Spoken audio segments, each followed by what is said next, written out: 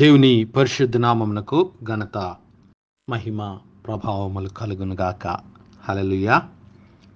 మరొకసారి ఈ అనుదిన బైబుల్ ధ్యానములకు మీ అందరినీ మన రక్షకుడు ప్రభువైన యేసు క్రీస్తుల వారి పరిశుద్ధ నామములో ప్రేమతో ఆహ్వానిస్తున్నాను. ప్రియులారా, క్రీస్తు ప్రభుల వారు బోధించినటువంటి ఉపమానములు, దేవుని రాజ్యమును గురించి యేసు క్రీస్తు ప్రభుల వారు బోధించినటువంటి ఉపమానములను ధ్యానించడానికి మీ అందరినీ ప్రేమతో ఆహ్వానిస్తున్నాను.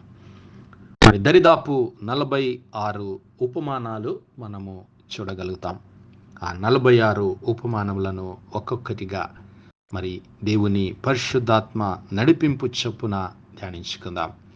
అయితే ఆ ఉపమానములకు వెళ్ళే ముందు ఒక ఉపోద్ఘాతము క్రీస్తు ప్రభుల వారు చెప్పినటువంటి మాటలు చూద్దాం. లూకా సువార్త 5వ అధ్యాయము 33 నుంచి 37 వరకు ఉన్నటువంటి లేఖన భాగాలు చూద్దాం. వారు ఆయనను చూచి, అనగా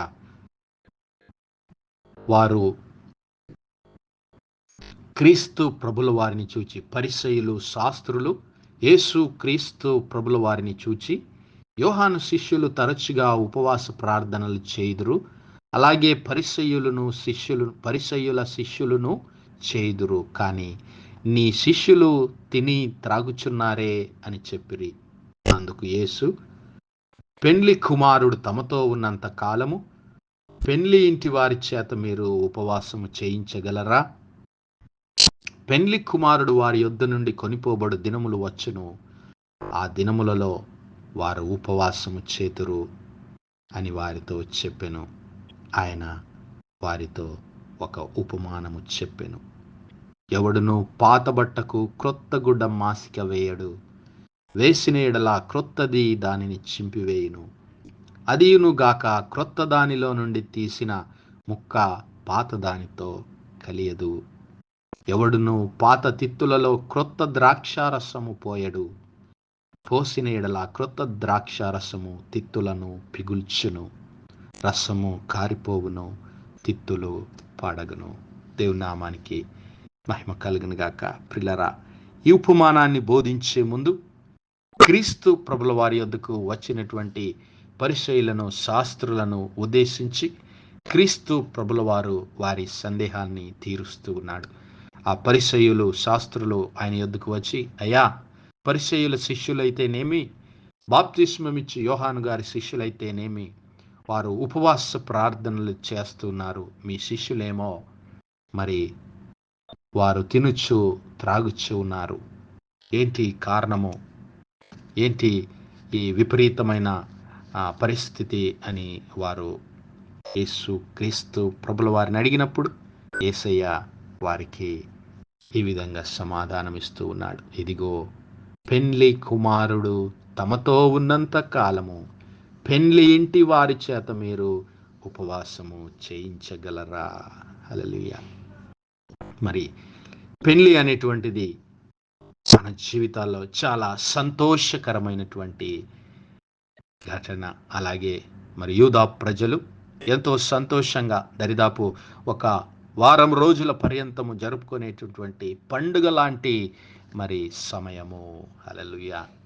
పండుగ లాంటి సమయము. ఆ పండుగ లాంటి సమయంలో ఎవరైనా పెండ్లి కుమారుడు తమతో పాటు ఉన్నప్పుడు వారు ఎంతగానో ఆనందించేటటువంటి సమయం, సంతోషించేటటువంటి సమయము. పెండ్లి కుమారుడు వారితో కూడా ఉన్నారు కాబట్టి పెండ్లి ఇంటివారు, అనగా ఆ పెండ్లి కుమారుని ఇంటివారు ఎలా ఉపవాసం చేస్తారు? ఇదిగో, పెండ్లి కుమారుడు కొనిపోబడతాడు, ఆ తర్వాత వారు ఉపవాసం చేస్తారని యేసయ్య మాట్లాడుతున్నాడు. ప్రియులారా, క్రీస్తు ప్రభుల వారు ఆయన బోధించ ఆరంభించినప్పుడు మొట్టమొదటిగా ఆయన పలికినటువంటి మాట, పరలోక రాజ్యము సమీపించి ఉన్నది, దేవుని రాజ్యము సమీపించి ఉన్నది, మారు మనస్సు పొందండి అని చెప్పినటువంటి ఆయన ఇక్కడ పెండ్లి కుమారుడు ఇక్కడున్నాడు, పెండ్లి సమయము ఆసన్నమైంది అని చెబుతూ ఉన్నాడు. ఈ రెండు విషయాలను మనము పోల్చుకుంటే మత్తయి సువార్త 22వ అధ్యాయంలో క్రీస్తు ప్రభుల వారు చెప్పినటువంటి ఒక ఉపమానాన్ని చూస్తే మరి ఇక్కడ ఆయన ఏ విషయాన్ని మాట్లాడుతుండో మనకు స్పష్టంగా అర్థమవుతుంది. మత్తయి సువార్త 22వ అధ్యాయం. మరి శాస్త్రులు పరిసయ్యులకు ఆయన, ఇదిగో మరి మీరు ఇల్లు కట్టువారు నిషేధించిన రాయి మూలకు తలరాయి అయింది, అది యెహోవా వలన కలిగినదని దేవుని రాజ్యము గురించి ఆయన మాట్లాడుతూ, దేవుని రాజ్యము మీ యొద్ద నుండి తొలగింపబడి దానికి ఫలమిచ్చు అన్యజనులకు ఇవ్వబడుచున్నది, మరియు ఈ రాతి మీద పడువాడు తునకలై పోవును, కానీ అది ఎవని మీద పడునో వానిని నలచివేయును. ఆ రాయి ఎవరు కాదు, క్రీస్తు ప్రభుల వారే అని నేర్చుకున్నాం. ఆ రాయి మీద ఎవరైతే పడతారో, అనగా క్రీస్తు ప్రభుల వారికి ఎవరైతే విరోధంగా జీవిస్తారో వారు తీర్పులోనికి తేబడతారు. మరి ఎవని మీద ఈ రాయి పడునో వాడు నలిగిపోవును, అనగా ఎవరైతే యేసు క్రీస్తు ప్రభుల వారిని తమ హృదయంలోనికి చేర్చుకుంటారో వారు మారు మనస్సు పొంది రక్షణ పొందుకుంటారు అని చెబుతూ ఆయన వారికి ఉత్తరం ఇచ్చుచు తిరిగి ఉపమాన రీతిగా ఇట్లా, నేను పరలోక రాజ్యము తన కుమారునికి పెండ్లి విందు చేసిన ఒక రాజును పోలి ఉన్నది. హల్లెలూయా. ఆ దేవుని రాజ్యము, ఆ పరలోక రాజ్యము పెండ్లి ఒక రాజు తన కుమారునికి పెండ్లి విందు చేసినటువంటి మరి ఆ సందర్భాన్ని పోలి ఉన్నది. హల్లెలూయా. ఆ దేవుని రాజ్యము మరి సర్వాధికారి దేవుడైనటువంటి రాజాదిరాజు, ప్రభువుల ప్రభువు, సర్వోన్నతుడైనటువంటి ఆ దేవుడు తన ప్రియ కుమారుడైనటువంటి క్రీస్తు ప్రభుల వారి పెండ్లికి విందు చేసినటువంటి ఆ రాజును, ఆ యొక్క మరి సమయాన్ని, ఆ యొక్క విందును పోలి ఉన్నది. హల్లెలూయా. కాబట్టి ఇదిగో దేవుని రాజ్యములో ఇప్పుడు జరుగుతున్నటువంటి సంఘటన ఏమిటి? దేవుని రాజ్యములో రాజైనటువంటి ఆ దేవాది దేవుని కుమారుడైనటువంటి క్రీస్తు ప్రభుల వారి పెండ్లి సమయము ఆసన్నమైంది. ఇది సంతోషకరమైనటువంటి సమయం. ఇప్పుడు పెండ్లి కుమారుడు వచ్చాడు. పెండ్లి కుమారుడు ఆ పెండ్లి ఇంటి వారితో ఉన్నాడు. హల్లెలూయా. పెండ్లి కుమారుడు అయినటువంటి క్రీస్తు ప్రభుల వారు, మరి దేవుడు సర్వభూమికి రాజయ్య ఉండగా ఆయన కుమారుడైనటువంటి క్రీస్తు ప్రభుల వారిని మెస్సయాగా, రాజుగా ఈ లోకంలో అభిషేకిస్తానని దేవుడు ఎప్పటి నుండో తన ప్రవక్తల ద్వారా సెలవిస్తూనే ఉన్నాడు. నిర్గమాకాండము, సంఖ్యాకాండంలో మనం చూస్తాం. సంఖ్యాకాండము 24వ అధ్యాయం మనందరికీ తెలిసినటువంటి మాటలే. సంఖ్యాకాండము 24వ అధ్యాయం 17 నుంచి మనం చూస్తే, మరి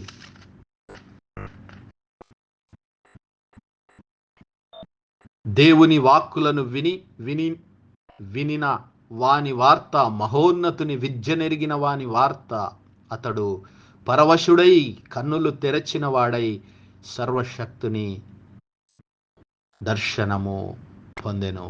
ఇక్కడ మరి ప్రవక్త అయినటువంటి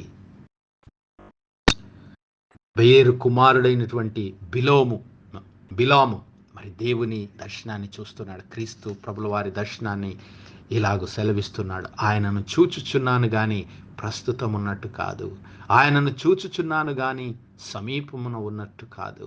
ఇదిగో నక్షత్రము యాకోబులో ఉదయించును, రాజదండము ఇశ్రాయేలులో నుండి లేచును, అది మోయాబు ప్రాంతములను కొట్టును, కలహవీరులనందరినీ నాశనము చేయును. ఎదోమును షేయిరును ఇశ్రాయేలుకు శత్రువులు, వారు స్వాధీనపరచబడుదురు. ఇశ్రాయేలు పరాక్రమమందును, యాకోబు సంతానమున ఏలిక పుట్టును. హల్లెలూయా. యాకోబులో నక్షత్రం ఉదయిస్తుంది, యాకోబులో నుంచి రాజు వస్తాడు అని దేవుడు తన ప్రవక్తల ద్వారా తెలియజేశాడు. ప్రవక్త అయినటువంటి బిలాము ద్వారా దేవుడు మాట్లాడాడు. ఇక యెషయా పలికినటువంటి మాటలు మనందరికీ పరిచయం ఉన్నటువంటి మాటలు. యెషయా గ్రంథం 9వ అధ్యాయం 6వ వచనం నుంచి, ఏలయనగా మనకు శిశువు పుట్టెను, మనకు కుమారుడు అనుగ్రహించబడెను, ఆయన భుజం మీద రాజ్యభారం ఉండును, ఆశ్చర్యకరుడు, ఆలోచనకర్త, బలవంతుడైన దేవుడు, నిత్యుడగు తండ్రి, సమాధానకర్త అయిన అధిపతి అని అతనికి పేరు పెట్టబడును. ఆయన భుజము మీద రాజ్యభారం ఉంటుంది. He is the prince of peace ఆయన సమాధాన అధిపతి, సమాధానంతో ఏలేటటువంటి రాజు.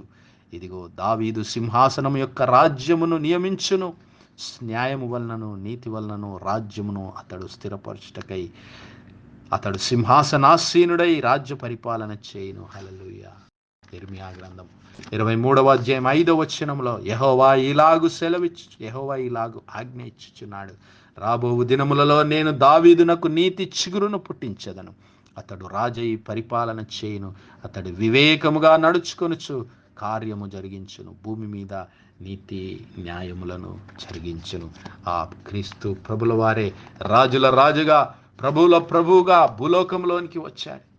ఆయన పిలాతు ఎదుట ఆ సాక్ష్యాన్ని కూడా పంచుకున్నాడు. యోహాను సువార్త 18వ అధ్యాయం మనం ఒకసారి గమనిస్తే పిలాతు ఆయనను అడుగుతూ ఉన్నాడు, నీవు యూదుల రాజువు నీవేనా అని ఆయనను అడిగితే యేసయ్య అంటూ ఉన్నాడు, ఈ మాట నీ అంతట నీవే అంటున్నావా, లేక ఇతరులు నీతో నన్ను గూర్చి చెప్పిరా అని అడిగితే పిలాతు, నేను యూదుడనా ఏమి, నీ స్వజనము ప్రధాన యాజకులు నిన్ను నాకు అప్పగించిరు కదా, నీవేం చేసిటివని అడిగగా యేసయ్య అంటున్నాడు, నా రాజ్యము ఇహ సంబంధమైనది కాదు, నా రాజ్యం ఈ లోక సంబంధమైనదైతే నేను యూదులకు అప్పగింపబడకుండానట్లు నా సేవకులు పోరాడదురు, కానీ నా రాజ్యము ఇహ సంబంధమైనది కాదు అనెను.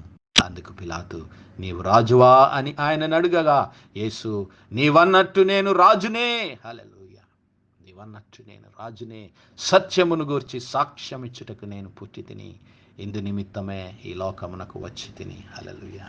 సత్యమునకు సాక్ష్యం ఇవ్వడానికే రాజుల రాజుగా, ప్రభువుల ప్రభుగా ఆయన ఈ లోకంలోనికి వచ్చాడు. నా సహోదరుడా, నా సహోదరి, ఆ క్రీస్తు ప్రభుల వారు పెండ్లి కుమారుడిగా ఈ లోకంలోనికి వచ్చాడు. దేవుని రాజ్యము మరి పెండ్లి కుమార్ తన రాజు తన కుమారునికి సిద్ధపరిచినటువంటి పెండ్లి విందును పోలి ఉంటూ ఉన్నది. ఆ రాజు తండ్రి అయినటువంటి దేవుడైతే ఆ రాజ్యము దేవుని నిత్య రాజ్యము. ఆ రాజు క్రీస్తు ప్రభుల వారు, ఆ రాజకుమారుడు క్రీస్తు ప్రభుల వారు, ఆ వధువు నీవు నేనే. ఆ గొర్రెపిల్ల సంఘము క్రీస్తు ప్రభుల వారి వధువు అయి ఉంటుంది. ఆ సంఘం ఎప్పుడు సిద్ధపరచబడింది? రాబోతున్నటువంటి కాలంలో మరి ఆయనతో కూడా నీవు నేను ఉండబోతున్నాం. ఇదిగో ప్రకటన గ్రంథం 19వ అధ్యాయం 7వ వచనము, ఆయన భార్య తను తాను సిద్ధపరచుకున్నది. గొర్రెపిల్ల వివాహ మహోత్సవ సమయం వచ్చినది, సిద్ధపడని పరలోకంలో గొప్ప శబ్దములు అక్కడ వినబడుతూ ఉన్నాయి. మరియు సంతోషపడి గొర్రెపిల్ల వివాహోత్సవ సమయం వచ్చినది, ఆయన భార్య తను తాను సిద్ధపరచుకున్నది కనుక మనము సంతోషపడి ఉత్సాహించి ఆయనను మహిమపరచదమని చెప్పగా వింటిని. మరియు ఆమె ధరించుకున్నటకు ప్రకాశములను నిర్మలమును అయినటువంటి సన్నపు నారబట్టలు ఆమెకి ఇవ్వబడెను, అవి పరిశుద్ధుల నీతి క్రియలు. మరియు అతడు నాతో ఇలాగు చెప్పెను, గొర్రెపిల్ల పెండ్లి విందుకు పిలువబడిన వారు ధన్యులు. హల్లెలూయా. నా సహోదరుడా, నా సహోదరి, ఆ గొర్రెపిల్ల విందు, ఆ దేవుని రాజ్యము, ఆ క్రీస్తు ప్రభుల వారి రాజ్యములో నీవు నేను పాలిభాగస్థులం కావాలి. ఆ పెండ్లి కుమారుడైనటువంటి క్రీస్తు ప్రభుల వారిని మన హృదయంలో చేర్చుకుంటే ఆ దేవుని రాజ్యంలో ఆయనతో కూడా మనం అందరం ఉంటాం. అట్టి కృప, అట్టి ధన్యత దేవుడు మనందరి జీవితాల్లో దయచేయనుగాక. ఆమేన్, ఆమేన్, ఆమేన్. ప్రార్థించుకుందాం. పరిశుద్ధుడా, మహోన్నతుడా, సర్వాధికారి అయిన దేవ, సర్వోన్నతుడా, సర్వశక్తిమంతుడా, సర్వకృపానిధి తండ్రి, అత్యున్నత సింహాసనంపై ఆసీనుడైన మా ప్రియ ప్రభువా, గడిచిన దినమెల్లా మీ చల్లని రెక్కల నీడని మమ్మల్ని భద్రపరిచిన మా తండ్రి, మరొకసారి మీ ప్రియ కుమారుడైన యేసు క్రీస్తు ప్రభుల వారి పరిశుద్ధ నామములో దేవా మీకు కృతజ్ఞతా స్తోత్రములు చెల్లించడానికి ఇచ్చిన గొప్ప భాగ్యము కొరకు మీకే స్తుతులు, స్తోత్రాలయ్యా.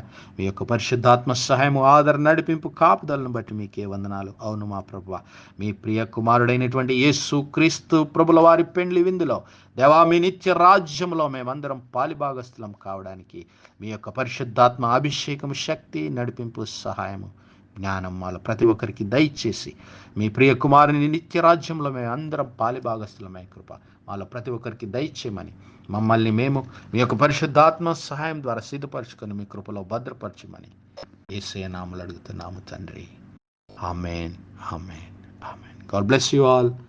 Praise the Lord. షలోమ్.